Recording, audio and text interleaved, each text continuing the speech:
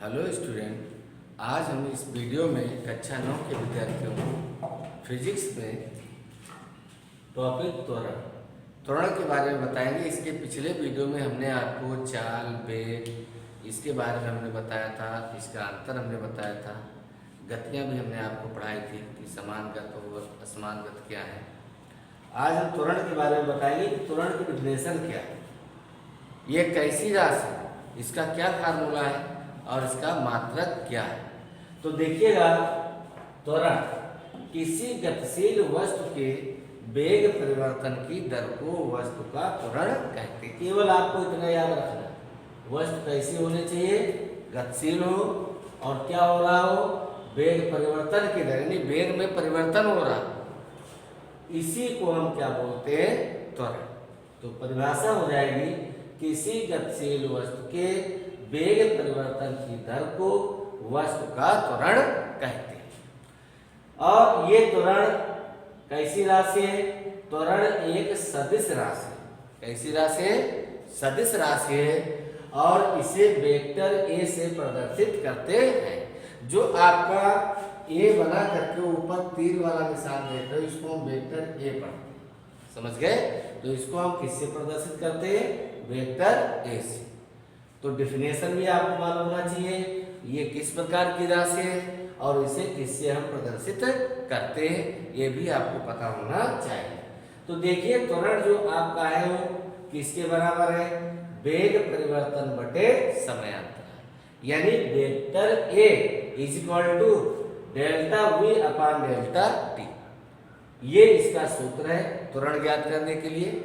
और इसका मात्रक क्या होता है, देखिएगा, त्वरण का मात्रक मीटर प्रति सेकेंड स्क्वायर होता है। यानी त्वरण का मात्रक क्या होता है, मीटर प्रति सेकेंड स्क्वायर होता है। तो यहाँ पर त्वरण की डिफिनेशन हमने बताया कि वेग परिवर्तन की दर को ही जो हम त्वरण कहते हैं। ये कैसी राशि है, ये सदिश राशि है। और इसका सूत्र क्या है, तो हमने बताया था कि वेग परिवर्तन बटे समयांतराल, और इसका मात्रक क्या होता है, मीटर प्रति सेकेंड स्क्वायर होता है।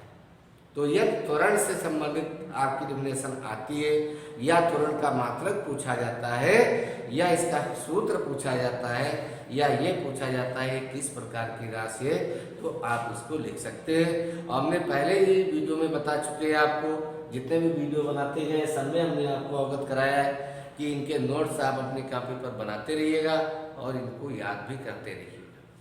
तो त्वरण की डिफिनेशन के बाद त्वरण के प्रकार, त्वरण कितने प्रकार के होते हैं, तो त्वरण आपके तीन प्रकार के, एक तो धनात्मक, दूसरा ऋणात्मक और तीसरा शून्य। तो देखिएगा, पहला आपका दिया है एक समान त्वरण। अब यहाँ पर देखें कब हमारा धनात्मक होगा, कब ऋणात्मक होगा और कब हमारा शून्य होगा। तो पहले ये प्रकार पढ़ लीजिएगा, फिर आपको हम बताते हैं। एक समान त्वरण, यदि किसी गतिशील वस्तु के वेग में समान समयांतरालों में समान वेग परिवर्तन हो रहा है। बात को पूरा समझ लीजिएगा।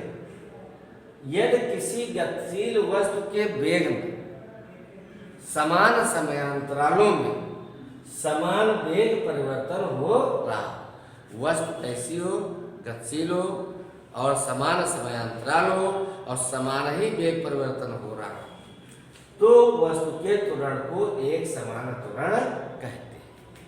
तो एक समान त्वरण क्या है, कि वस्तु क्या हो, गतिशील हो, समान समयांतराल हो, जो वेग परिवर्तन हो रहा है वो भी आपका समान हो, तो उस वस्तु का त्वरण कैसा त्वरण कहलाता है, एक समान त्वरण कहलाता है। जैसे ऊंचाई से कोई वस्तु नीचे को गिर रही, तो कैसा होगा, एक समान त्वरण होगा। तो उदाहरण में भी लिख सकते हैं, किसी ऊंचाई से स्वतंत्र रूप से नीचे गिरती हुई वस्तु का त्वरण एक समान होता है। ओके, तो यहाँ पर जो त्वरण के प्रकार बताए गए, तो पहला त्वरण का प्रकार आपका है एक समान त्वरण। एक समान त्वरण में हमने बताया किसी गतिशील वस्तु में समान समयांतरालों में समान वेग परिवर्तन यदि हो रहा है, तो वह वस्तु एक समान त्वरण कहलाती है। ओके, उदाहरण में आप याद रखिएगा, किसी ऊंचाई से स्वतंत्र रूप से नीचे गिरती हुई वस्तु का त्वरण एक समान होता है। दूसरा पॉइंट है आपका असमान त्वरण।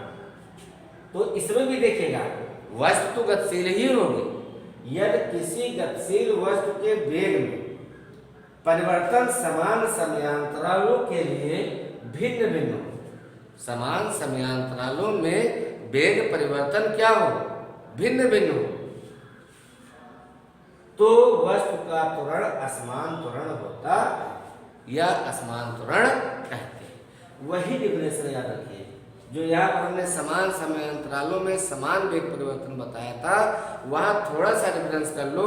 समान समयांतरालों में वेग परिवर्तन क्या हो, भिन्न भिन्न, तो उसे हम क्या कहते हैं, असमान त्वरण कहते हैं। जैसे आप बाइक को चलाते हैं, किसी भीड़ भाड़ इलाके में आप पहुंच जाइएगा, तो क्या आपकी जो गतिशीलता है या जो गति है वो एक समान रहेगी?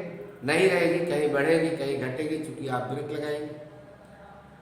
तो यहाँ पर उदाहरण आपका क्या होगा, जैसे भीड़ भाड़ वाले स्थानों में वाहन की गति बढ़ाने घटाने एवं ब्रेक लगाने के कारण वाहन का त्वरण क्या हो जाता है, असमान हो जाता है।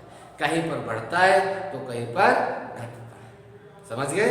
तो यहाँ पर जो दूसरा प्रकार था आपका, यदि किसी गतिशील वस्तु के वेग में परिवर्तन समान समयांतरालों के लिए भिन्न भिन्न हो तो वस्तु का त्वरण क्या कहलाता है, असमान त्वरण कहलाता है। ओके, उदाहरण के लिए आप ये उदाहरण आप देख लीजिएगा। फिर तीसरा आपका आता है धनात्मक, ऋणात्मक तथा शून्य। ठीक, तीन प्रकार में देखिए, तीसरा पॉइंट जो आएगा तो इसमें धनात्मक, ये भी तीन प्रकार, एक धनात्मक होगा, एक ऋणात्मक होगा और एक शून्य होगा। कब धनात्मक होगा, कब ऋणात्मक होगा और कब शून्य होगा, इसके बारे में भी आप जान लीजिए कि यदि कोई गतिशील वस्तु एक समान गति करती है तो वस्तु का वेग नियत रहता है। वेग परिवर्तन शून्य होने पर त्वरण भी क्या हो जाता है, शून्य हो जाता है। समझ गए? वेग परिवर्तन क्या हो जाए, शून्य, तो त्वरण क्या हो जाएगा, शून्य हो जाएगा। अगला देखो, वस्तु के वेग का परिमाण समय के साथ साथ बढ़ने पर, या समय के साथ साथ क्या हो रहा है, परिमाण बढ़ रहा है, बढ़ने पर वस्तु का त्वरण क्या हो जाएगा, धनात्मक हो जाएगा। और यदि वस्तु का वेग का परिमाण समय के साथ साथ क्या हो रहा हो, घट रहा हो, तो वस्तु का त्वरण क्या हो जाएगा, ऋणात्मक हो जाएगा। यही जो तुम्हारा त्वरण ऋणात्मक त्वरण है, इसी को हम क्या बोलते हैं, मंदन बोलते हैं। ऋणात्मक त्वरण को हम क्या बोलते हैं, मंदन कहलाता है। समझ गए? तो हमारा कब शून्य होता है त्वरण, कब हमारा धनात्मक होता है और कब ऋणात्मक होता है, तो आपको बताया गया है यहाँ पर कि यदि वेग परिवर्तन शून्य हो तो त्वरण भी शून्य होगा।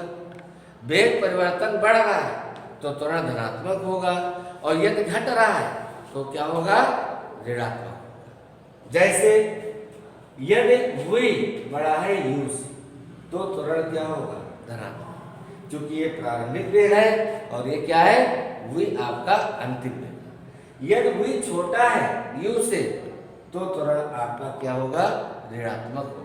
यदि आपका v क्या हो, u से क्या हो जाए, छोटा, इसका मतलब घट रहा है, वेग परिवर्तन क्या हो रहा है, घट रहा है, तो क्या हो जाएगा, v छोटा है u से तो त्वरण क्या होगा, ऋणात्मक। और यदि v तथा u दोनों क्या हो, समान हो, तो त्वरण कैसा हो जाएगा, शून्य हो जाएगा। इन चीजों को आप ध्यान रखिएगा।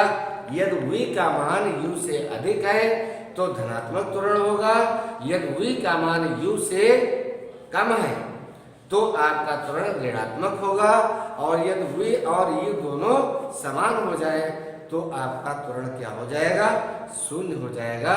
इस वीडियो में हमने आपको त्वरण के बारे में बताया और इसके प्रकार बताया कि ये तीन प्रकार के होते हैं, एक समान त्वरण, असमान त्वरण और धनात्मक, ऋणात्मक तथा शून्य। कि धनात्मक त्वरण कब है और ऋणात्मक त्वरण कब होता है और शून्य कब होता है, इसके बारे में भी हमने आपको बता दिया है। ये सारी चीजें आप अपनी कॉपी पर नोट्स बनाते रहिएगा और साथ ही में याद करते रहिए। इसके अगले वीडियो में हम आपको यहाँ पर कुछ फार्मूले हैं आपके, गत के समीकरण हैं, वह समीकरण हम आपको बताएंगे, ग्राफिक से भी बताएंगे और सिंपल तरीके से भी बताएंगे। दोनों तरीके से आपको गत के समीकरण बताए जाएंगे और फिर समीकरण बताने के बाद आपका ये टॉपिक समाप्त हो जाएगा, अगला लेसन शुरू होगा। तब तक के लिए